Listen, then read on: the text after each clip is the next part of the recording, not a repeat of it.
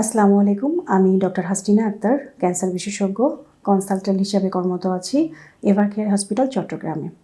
আজকে আমি ক্যান্সারের একটি বিষয় নিয়ে আলোচনা করব। সেটি হচ্ছে ক্যান্সার বিশেষজ্ঞ হিসাবে আমাকে মাঝে মধ্যে না সবসময় একটা জিনিস ফেস করতে হয়। মাঝে মধ্যে পেশেন্ট শুধু একটা রিপোর্ট নিয়ে আসে, সেটি হচ্ছে হিস্টোপ্যাথোলজি রিপোর্ট বা বায়োপসি রিপোর্ট, যেটি একটি ক্যান্সার কনফার্ম ডায়াগনোসিস করার জন্য একটা ডায়াগনস্টিক ক্রাইটেরিয়া। এখন এই বায়োপসি রিপোর্ট অনেক সময় আমাকে হোয়াটসঅ্যাপে অথবা বিভিন্ন মাধ্যমে আমার কাছে আসে বা পাঠিয়ে দেওয়া হয় এবং আমাকে জিজ্ঞেস করা হয় যে ম্যাডাম, ক্যান্সারটি কোন স্টেজে আছে। আসলে এই সম্পর্কে আমি বলতে চাই যে ক্যান্সারের যদি স্টেজ নির্ণয় করতে হয় তাহলে শুধু হিস্টোপ্যাথোলজি রিপোর্ট বা বায়োপসি রিপোর্ট দিয়েই সম্ভব নয়।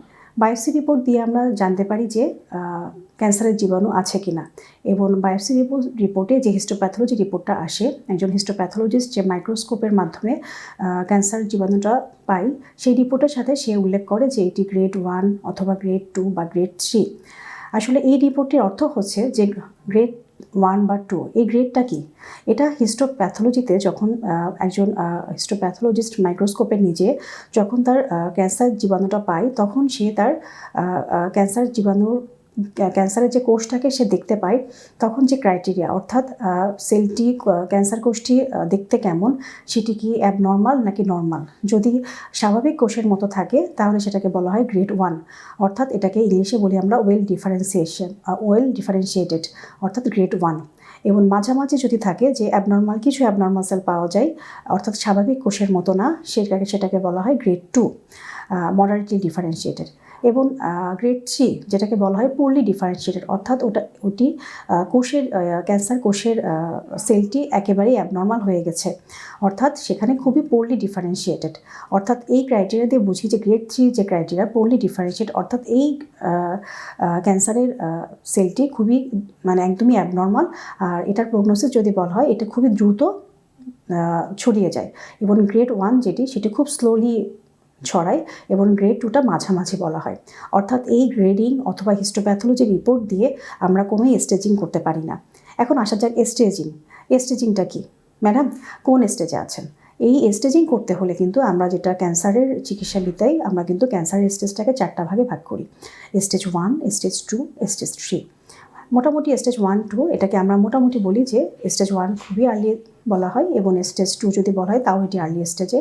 কিন্তু 3 কিন্তু এটি অর্থাৎ মোটামুটি অ্যাডভান্স স্টেজ, বা অর্থাৎ লোকালি অ্যাডভান্স স্টেজ বলি। আর স্টেজ 4 যদি বলি যে এটি আসলেই অনেক অ্যাডভান্স, বলতে যে এটি আর ওখানে নাই, এটি অন্য কোথাও ছড়িয়ে গেছে। যেমন যদি আমি একটা উদাহরণ দিয়ে বলি, যেমন ব্রেস্ট ক্যান্সার যদি বলি, যে ব্রেস্ট ক্যান্সার যদি স্টেজ 1, 2 সেটি ব্রেস্টের ভিতরেই আছে, এটি অন্য কোথাও ছড়ায় নাই, হয়তো লিম্ফ নোড ধরতে পারে, যেটি আগে চিকিৎসা পদ্ধতিতে আমরা অনেক সময় প্রথমে সার্জারি করে থাকি, অথবা সার্জারির পরে আমরা পরবর্তী ট্রিটমেন্টে যাই। কিন্তু যেটি স্টেজ 3 সেটি কিন্তু ব্রেস্টের ক্ষেত্রে কিন্তু অনেক সময় সার্জারি পসিবল হয় না।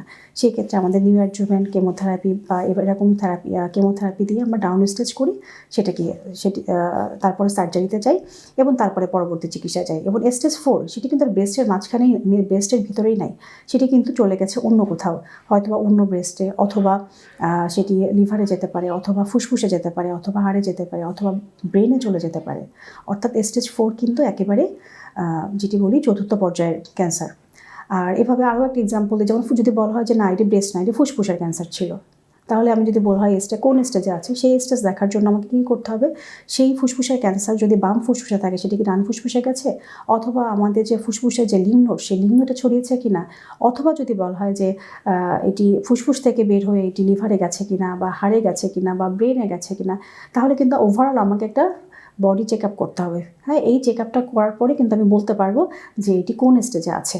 অর্থাৎ আমি এটি বোঝাতে চাচ্ছি আপনাদেরকে যে আমরা একটা হিস্টোপ্যাথোলজি রিপোর্ট অথবা একটা বায়োপসি রিপোর্ট দেখেই কিন্তু স্টেজ বলা যাবে না। আশা করি আমি বোঝাতে পেরেছি। আজকে এই পর্যন্তই। ভালো থাকবেন, সুস্থ থাকবেন। আসসালামু আলাইকুম।